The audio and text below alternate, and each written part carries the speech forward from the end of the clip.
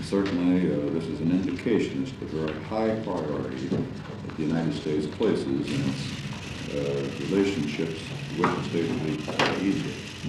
And I would like to indicate that, in my judgment, this is one of the most dedicated and hard-working embassy staffs that I have experienced in many, many years of being in contact with our overseas foreign service.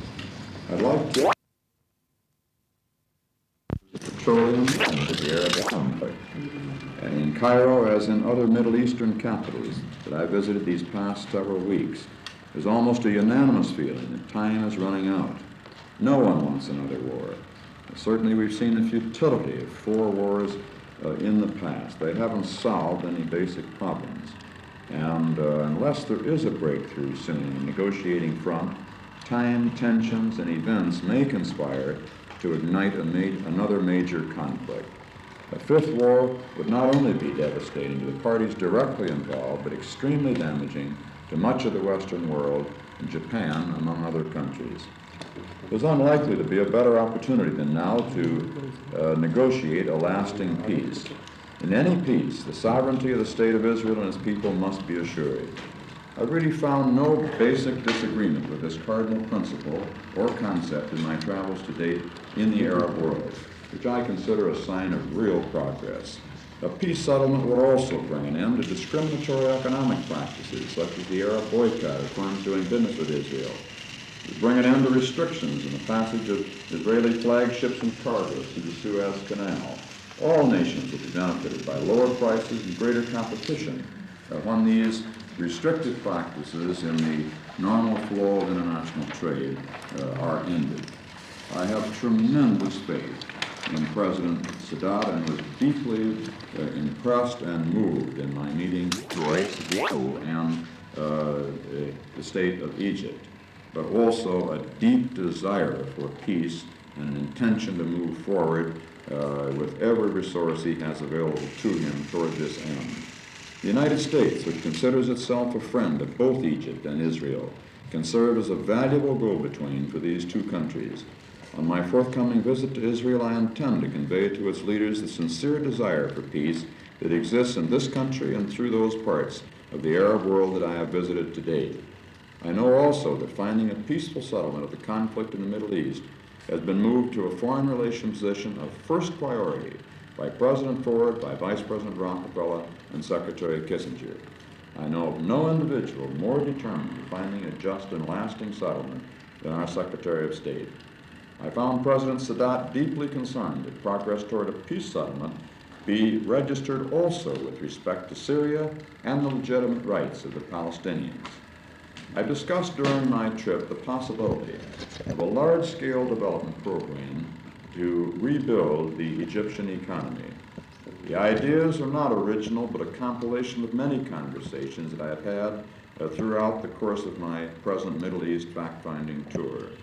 The first objective, as I see it, of the Secretary was to clarify once and for all the suggestion that has been made, and I have heard it made, and to come down hard on the fact that we would not consider the use of force or political warfare to bring down the price of oil.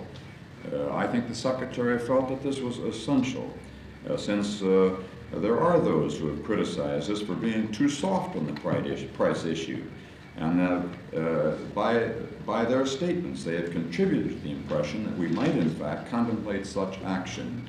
We have rejected that action with respect to oil prices. We have rejected embargoes of our own, restrictions on shipments, whether it be food or machinery. We're not engaging and going to engage in economic warfare. We want to embargo it, so that we do not anticipate that. We do not see the need for an embargo, and we do not think there's any need to plan on it. Third, I believe in the interview, the Secretary wanted to put in responsible context and perspective an issue about which there's been too much loose and irresponsible talk in the world, and make clear that the United States as a power is conscious of its responsibilities for world peace and cooperation, and does not and is not going to act recklessly. The situation, the hypothetical situation that was posed, in my personal judgment, after the severe criticism of previous administration for its lack of candor, for sometimes its deviousness in getting around and avoiding answering head-on issues, I think the Secretary wanted to try to answer the question that was put to him, even though he could, as simply said, it's such a hypothetical situation, I'm not even going to answer it. But he tried to answer it, and in so doing, he made it clear that he does not ever envision such conditions existing. Would OPEC, for instance, want to see an economic catastrophe in the world? Would they rationally want to bring that about, and wouldn't we take measures jointly and cooperatively head that off if it looked like an adjustment could not be made on any other means to the new price levels of oil? We are going to get together as consumer and producer countries at the appropriate time. And that's what the positive side of this message. I might just parenthetically say that in my own experience in trying to be as candid as I could in answering questions, I answered a question in 1960 the commission to work out. Obviously, there is no question in my mind that Egypt would be willing and ready to enter into any safeguard agreements that would be needed and necessary to implement and carry out such a program. But I'd rather that the members of the commission that are working between the two countries would answer that question. It will come to the Congress only from the standpoint of ensuring that adequate safeguards are provided, and that we do not have in the Mideast so-called PNE, peaceful nuclear explosions, because we have an explosive enough situation as it is. Would you vote for it? For class Israel, nor have I talked with anyone in our own government that had direct knowledge as to whether that capability exists. To satisfy my own curiosity, and because I think I should be informed on the matter, I will put the question to Prime Minister Rabin when I see him.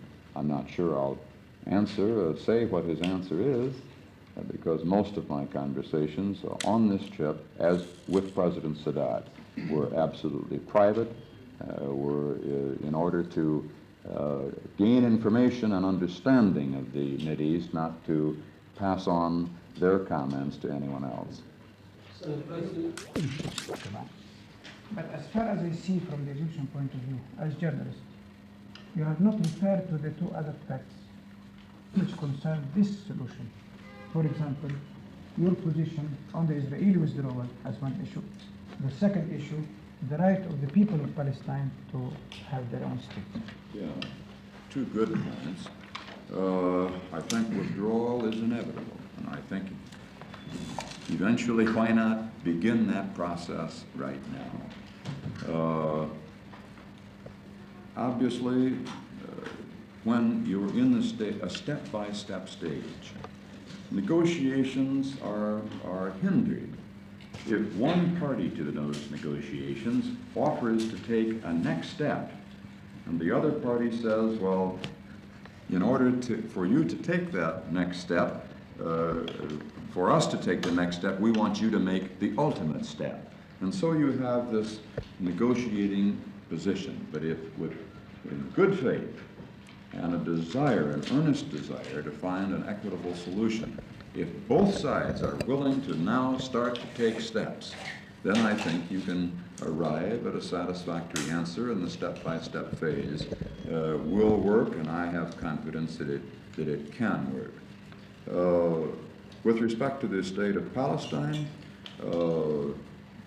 there are certain things, assurances that must be provided to seriously consider this, and the assurances must be that if a state of Palestine is created, that it would not be a threat to its immediate neighbors, whether they be Arab countries or Israel. Would the assurances that I understand have been given by Arafat at Rabat, could those be absolutely supported and guaranteed by others upon whom such a state of Palestine would depend for assistance and help of all kinds that are needed, certainly by